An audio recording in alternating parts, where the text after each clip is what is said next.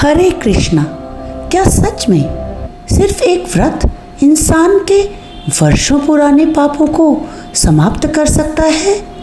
क्या अपरा एकादशी का व्रत करने से जीवन की बाधाएं, दुख और आर्थिक परेशानियां दूर हो सकती हैं? और आखिर क्यों इस एकादशी को पाप नाशिनी कहा जाता है? स्वागत है आपका हरिवंदन चैनल में। साल 2026 में अपरा एकादशी का व्रत 13 मई को रखा जाएगा। ये एकादशी भगवान विष्णु को समर्पित होती है और ज्येष्ठ मास के कृष्ण पक्ष में आती है। मान्यता है कि इस दिन श्रद्धा और नियम से व्रत करने वाला व्यक्ति अनेक पापों से मुक्त होकर पुण्य को प्राप्त करता है।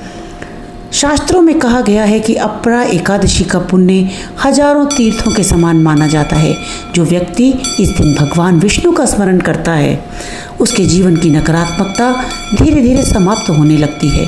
ऐसा माना जाता है कि यह व्रत व्यक्ति को मानसिक शांति, सुख, समृद्धि और आध्यात्मिक शक्ति प्रदान करता है। पुराणों के अनुसार अपरा एकादशी का व्रत करने से उन गलतियों का भी प्रायश्चित हो जाता है जिनका बोझ व्यक्ति वर्षों से अपने मन में लिए घूमता है। एकादशी के दिन सुबह जल्दी उठकर स्नान करें और साफ वस्त्र धारण करें। इसके बाद घर के मंदिर में भगवान विष्णु और माता लक्ष्मी की पूजा करें। भगवान को पीले फूल, तुलसी दल और फल अर्पित करें। घी का दीपक जलाएं और विष्णु सहस्त्र नाम या ओम नमो भगवते वासुदेवाय इस मंत्र का जाप करें। इस दिन सात्विक भोजन करें और यदि संभव हो तो उपवास रखें। झूठ, क्रोध और नकारात्मक विचारों से दूर रहें। रात में भगवान विष्णु का भजन और स्मरण करना अत्यंत शुभकारी माना गया है। तो आइए इस पुण्यमयी एकादशी की कथा का श्रवण करें। तो बोलिए श्री लक्ष्मी नारायण भगवान की जय। श्री कृष्ण भगवान ने प्रसन्न होकर युधिष्ठिर से कहा, इस एकादशी का नाम अपरा एकादशी है। अतः ये अपार धन संपत्ति देने वाली एकादशी है। जो मनुष्य इस व्रत को करते हैं वे संसार में प्रसिद्ध हो जाते हैं। अपरा एकादशी के व्रत के प्रभाव से गौ हत्या, ब्रह्म हत्या, भूत योनि, दूसरे की निंदा आदि अन्य सभी पाप भी दूर हो जाते हैं।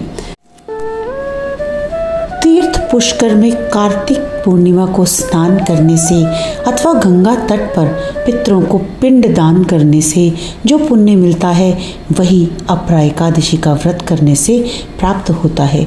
माघ मास में जब सूर्य मकर राशि पर स्थित हो उस समय प्रयाग या काशी में स्नान करने वाले मनुष्यों को जो पुण्य मिलता है, काशी में शिवरात्रि का व्रत करने से जो पुण्य प्राप्त होता है, गया में पिंड दान करके पितरों को तृप्ति प्रदान करने वाला पुरुष जिस पुण्य का भागी होता है, बृहस्पति के सिंह राशि पर स्थित होने पर गोदावरी में स्नान करने वाला मानव जिस फल को प्राप्त करता है, कुंभ में बद्रिका आश्रम की यात्रा के समय भगवान केदारनाथ जी के दर्शन से तथा बद्रिका तीर्थ के सेवन से जो पुण्य फल उपलब्ध होता है, तथा सूर्य ग्रहण के समय कुरुक्षेत्र में स्नान से और दक्षिणा सहित यज्ञ करके हाथी, घोड़ा और सुवर्ण दान करने से जिस फल की प्राप्ति होती है, उसी प्रकार अपरा एकादशी का व्रत करने से भी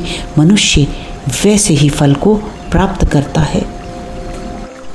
इसकी प्रचलित कथा के अनुसार प्राचीन काल में महिध्वज नामक एक धर्मात्मा राजा था जो कि अपनी प्रजा का बहुत ही ध्यान करता था।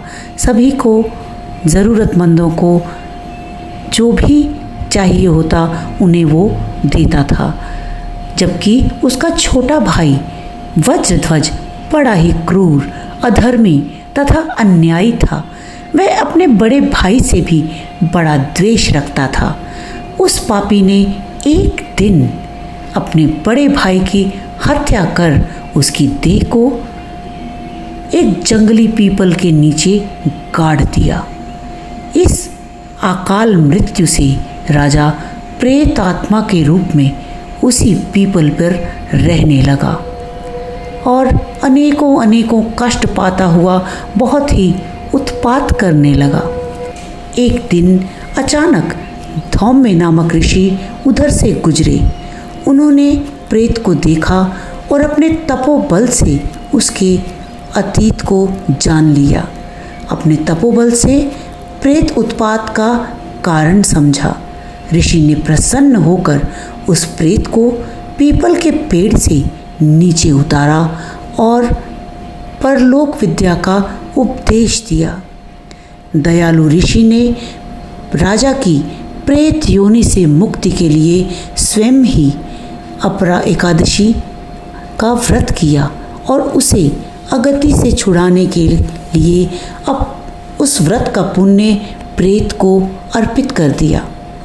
इस पुण्य के प्रभाव से राजा की प्रेत योनि से मुक्ति हो गई।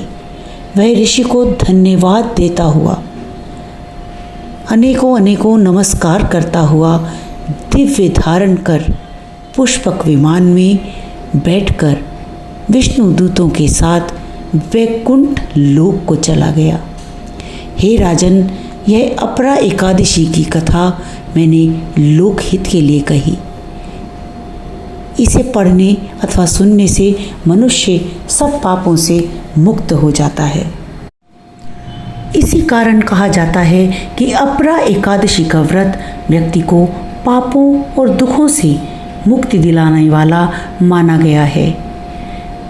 अपरा एकादशी के दिन कुछ बातों का विशेष ध्यान रखना होता है।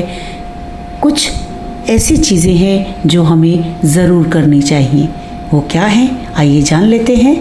भगवान विष्णु के नाम का स्मरण बहुत ही आवश्यक है। पूरा दिन व्रत रखकर भगवान विष्णु के मंत्र ओम नमो भगवते वासुदेवाय का स्मरण करें। तुलसी की पूजा करें, यथा योग्य दान और सेवा करें। ज़रूरतमंदों की सहायता तो ज़रूर करें। और अब कुछ ऐसी बातें भी हैं जो हमें नहीं करनी है। तामसिक भोजन बिल्कुल ना करें। क्रोध और अपशब्दों से बचें। किसी का अपमान ना करें। झूठ और छल से दूर रहें। यदि आप भी चाहते हैं कि भगवान विष्णु की कृपा आपके परिवार पर बनी रहे तो इस अपरा एकादशी का श्रद्धा से व्रत अवश्य करें। कमेंट में ओम नमो भगवते वासुदेवाय ज़रूर लिखें और ऐसी ही धार्मिक और आध्यात्मिक वीडियो देखने के लिए चैनल को सब्सक्राइब करना न भूलें। वीडियो यदि पसंद आई हो तो लाइक के आइकन को प्रेस करना बिल्कुल न भूलें। राधे राधे।